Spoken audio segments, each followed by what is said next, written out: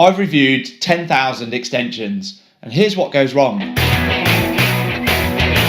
So I've reviewed over 10,000 extensions across the UK, and it seems that people still make the same mistakes every time. So I've pulled out what I think are the 4 biggest mistakes to make sure that you're aware of them and so that you don't make the same mistakes as well. So this is real projects with real experience of mistakes that I've seen clients make on site. The first mistake is assuming that you've got permitted development rights.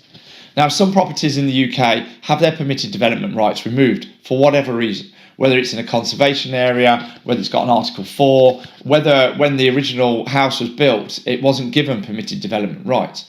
So you always need to check with your local authority whether or not you've got permitted development rights. Now, what I see happening on sites and projects that I've worked in the past is that the client will approach a builder for an extension. The builder will say, oh, we don't need planning permission, it's got permitted development rights, we can just get on and build it. The client then takes that as gospel that this is correct. And so they carry on and build the extension. And because the builder doesn't necessarily understand permitted development rights and the rules behind permitted development rights, that they build the extension either too big, so they build it too far out from the rear of the property, or they build it too high when it's close to the boundary. So there's lots of things that you need to adhere to within permitted development rights in order for your extension to conform. Now, when the builder's built it wrong, you, as a client, they don't realise that maybe then the neighbour complains about the size of the extension or where it is, which I've had before. And then we have to come out and look at the job and realise that they should have either had full householder planning permission, or maybe they could have used prior approval for a larger home extension. But actually, once you've built it, that right for the larger home extension is then removed. So it is a householder planning application. Then we have to go through the whole planning process retrospectively, which is quite stressful for the client. And I have had projects that have been built like this that are maybe only 300, 400, 500 mil over what the permitted development rights are. But because we've had complaints from the neighbours, we've actually had to go to appeal with the project. And the project's gone through an 8 to 12 month appeal with the planning inspectorate, which has been really, really stressful for the client. They've not been able to finish their build because they don't know whether they've got planning permission or not. Luckily, on the jobs I've dealt with, we have managed to secure planning permission, but this isn't the right way to approach your extension. Make sure you check with a professional whether or not you've got permitted development rights before you start, just to cover yourself. So the next one is trees. Now, you're probably thinking to yourself, what's trees got to do with my extension? Well, depends on what type of tree and how close that tree is. So if you've got a tree in your garden on the boundary, or maybe there's a tree in your neighbour's garden, now that won't necessarily affect your planning permission, but will cause you problems with building control when you come to either the technical design or when you're actually building the project. So if you've got one of the trees that is close by to where you're putting in new foundations, such as a willow tree, a eucalyptus tree, maybe an oak tree, there could be a couple of things here that could be a problem. One, the tree might have a TPO order on it, so that's something you need to check with the local authority. If it has a tree preservation order, then that's something that you need to deal with separately and get a proper tree survey carried out. Now, if the tree hasn't got a TPO on it, but it is quite close to the foundation, that could affect the depth of your foundations. So depending on the type of tree, it may mean that your foundations may be twice the depth. So the foundations might double. So instead of a standard metre foundation from ground level, all of a sudden you're putting in 2 metre depth foundation or even deeper. Now that is going to double the cost of the materials and concrete that you're going to need for your foundation and add extra cost to your extension. Now, the other problem on that is that it might be that you can't actually build a normal strip foundation because of the proximity of the tree or the type of tree, even if you've removed it.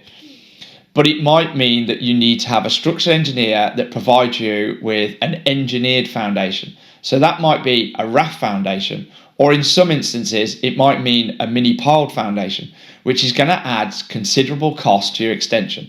That might be, for instance, if it was a pile foundation, that could add on a normal 3x5 extension, could add £8,000 to £10,000 just for the piling, just to put the foundations in, which you're not going to even see. So you need to consider these things before you start any work on site. So mistake number 3 is getting one quote from your builder. Now, if you are having an extension done, you should get a minimum 3 quotes, because you need to be able to look at what the cost is going to be for your extension by evaluating those 3 quotes. Now, what I see all the time, and the mistakes that clients make all the time, is they either get one quote and they go with that, and it's obviously too cheap or it's too expensive, but they've got nothing to compare it to. So the other problem I see, even when people get 3 quotes, is that they get 2 quotes that are sort of in the same ballpark figure, and then they get 1 quote that's cheaper.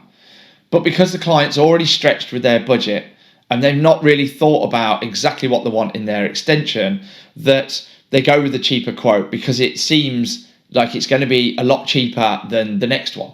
But what you'll find is when the job actually starts on site, the builder either hasn't quoted it properly or he's gone in cheaper to win the work, and then there will be lots of extras added on, and you could find yourself paying more than the next quote for the complete job.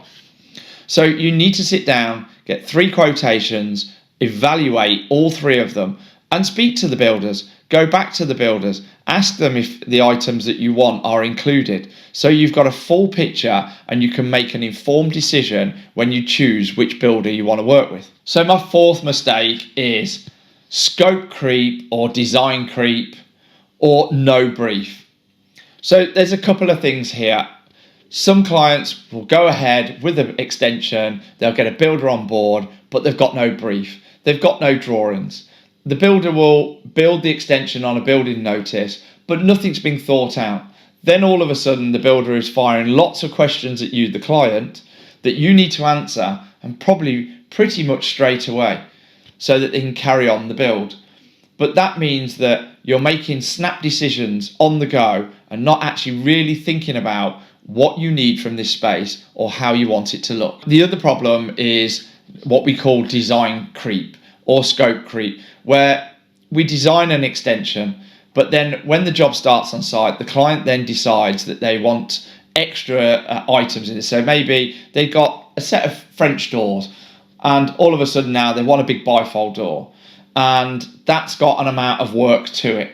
And also it might be that all of a sudden they want to put in some extra roof lights or a roof lantern, or they want to change something inside, they want to change the layout slightly, which we see on site very, very often. Now, this is going to come at a premium, because once the builder is on site, he's priced the work. If you make changes, then the builder is going to charge you for those additional extras and changes to the work that is going to come at a premium, because he's already quoted the job. So when he's quoting the job, he's going to be more keen to quote that job because he wants to win the work. Once he's actually on site and he's doing the job, if you want extra items, they are going to come at a premium. And what do? You have no choice, because the builder is already there doing the work. This is why I recommend that clients make sure everything is thought out thoroughly at the design stage, that we've gone through with somebody like myself to design and set up the plans so that everything is covered. And you've got time to think about it. You've got time to make decisions. You've got time to go and look at kitchens or bathrooms or fixtures and fittings to decide exactly what you want. So when you give the information to the builder at the quoting stage, he can quote you for exactly what you want. Every one of those mistakes is completely preventable. You just need to get professional advice. Now, if you're looking to extend your home, or if you're looking to buy a property and you need that professional advice, well, you could book one of my online consultations where I will assess your property. I will guide you through the initial process so you've got the right information before you start any of the work and before you pay a penny.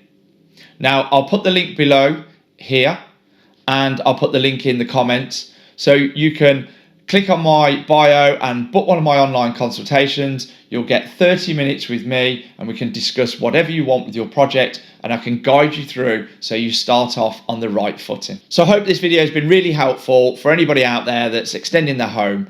Now, make sure you get professional advice before you start any extension, and make sure you take the time to plan everything out with a professional. Today's video has been really helpful. Then don't forget to hit the like and the subscribe button, and I'll see you on the next one.